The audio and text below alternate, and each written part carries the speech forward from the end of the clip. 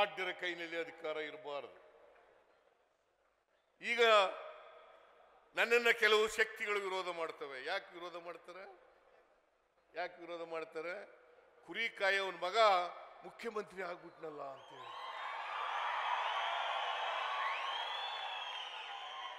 ಕುರಿ ಕಾಯೋನ್ ಮಗ ಮುಖ್ಯಮಂತ್ರಿ ಆಗ್ಬಿಟ್ನಲ್ಲ ಅಂತೇಳಿ. ಸಿದ್ದರಾಮಯ್ಯ 14 ಬಜೆಟ್ಗಳನ್ನ ಮಂಡಿಸಿದ್ರು. ಆ ಕಾರಣಕ್ಕೋಸ್ಕರ ನನ್ನನ್ನು ವಿರೋಧ ಮಾಡ್ತಾರೆ. ನಾನು ಮಾಡದಂತ ತಪ್ಪೇನು? ಏನ್ ತಪ್ಪು ಮಾಡಿದ್ದೀನಿ?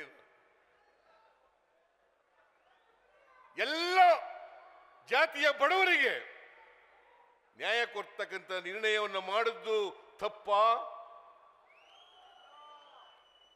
ಅನ್ನಭಾಗ್ಯ, ಕ್ಷೀರಭಾಗ್ಯ, ಕೃಷಿ ಭಾಗ್ಯ, ಪಶು ಭಾಗ್ಯ, ಶಾದಿ ಭಾಗ್ಯ, ಸೌಭಾಗ್ಯ, ಇಂದಿರಾ ಕ್ಯಾಂಟೀನ್, ಈ ಎಲ್ಲ ಕಾರ್ಯಕ್ರಮಗಳನ್ನು ಮಾಡಿದದ್ದು ಸಿದ್ದರಾಮಯ್ಯ ಅಲ್ವಾ?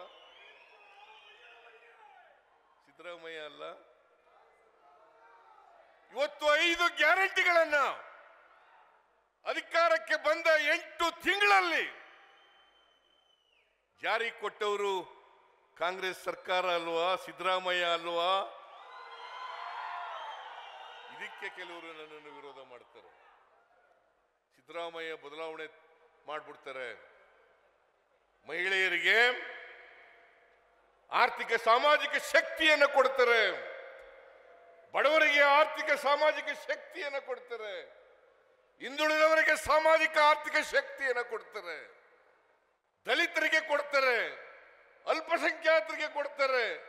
ಅದಕ್ಕೋಸ್ಕರ ನನ್ನನ್ನು ವಿರೋಧ ಮಾಡ್ತಕ್ಕಂಥ ಕೆಲಸವನ್ನ ಮಾಡ್ತಾರೆ.